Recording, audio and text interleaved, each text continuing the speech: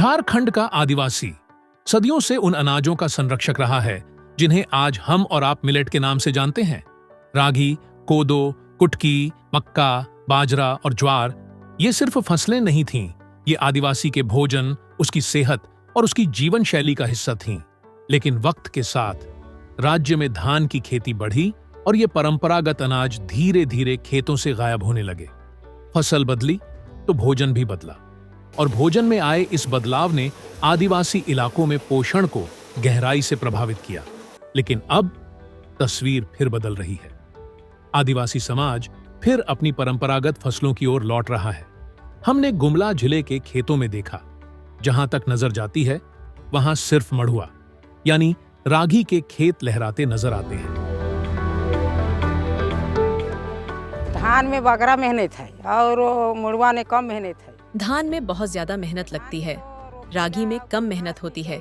धान में रोपाई करनी पड़ती है, खरपतवार निकालनी पड़ती है, कम से कम 2 बार खाद डालना पड़ता है।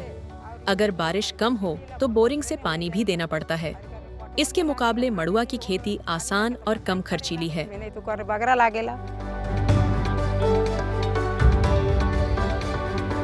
झारखंड में खेती में आया यह बदलाव बदलते मौसम की सच्चाई को समझने का संकेत है। कम पानी में टिकने वाले मिलेट जलवायु परिवर्तन की चुनौती का स्थायी जवाब बन रहे हैं। ये फसलें न सिर्फ खेतों को बल्कि आदिवासी समाज के भविष्य को भी सुरक्षित कर रही हैं। हम लोग का ढलान खेत है। ढलान में हम लोग जैसे धान लगाते थे तो हम लोग का ढलान में पानी नहीं रुकता है, तो इसलिए हम लोग धान को कम कर दिए और इसमें हम लोग मड़ुआ लगाने चालू कर दिए। इसमें मड़ुआ लगाते हैं तो हम लोग जैसे बारिश भी कम आता है तभी मड़ुआ हम लोग का हो जाता है।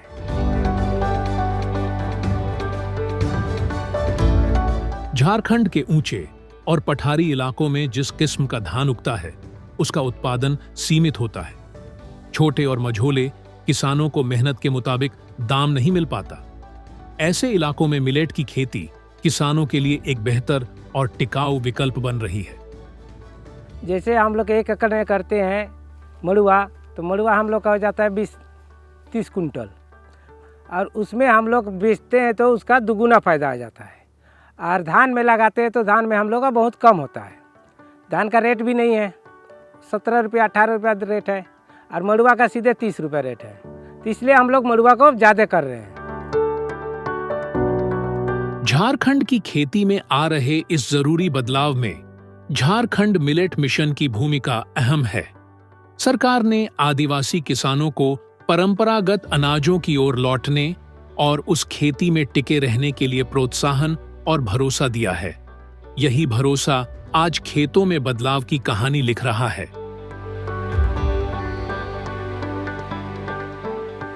धीरे धीरे लोगों में ये बदलाव आया। एक सेंट्रल गवर्नमेंट की भी स्कीम थी कि श्री अन्न करके इसे प्रमोट किया गया। साथ ही हमारे स्टेट गवर्नमेंट ने भी झारखंड राज्य मिलेट मिशन की योजना लाई, जिसमें हम लोगों ने ये प्रमोट किया कि जो हमारे लघु और सीमांत किसान हैं उनको जो वो लगाएंगे 1 एकड़ में, प्रति एकड़ हम लोगों ने एक प्रोत्साहन राशि के तौर पे 3000 रुपया प्रति एकड़ उनको देंगे, ताकि वो आगे भी इस सीड को एक ये की तरह ले कि वो इसका आइदर वो अगर सीड बैंक बनाना चाहे किसी एफपीओ के साथ क्लब करके तो वो उसे यूज़ करें, और साथ में अगर ये किसी एफपीओ के साथ उसे प्रोसेसिंग करके किसी अन्य चीज़ों में इसका इस्तेमाल करना चाहें वो भी कर सके, ताकि इसका मार्केटिंग वैल्यू जो उनको पहले उतना नहीं मिल पा रहा था वो मिल पाए।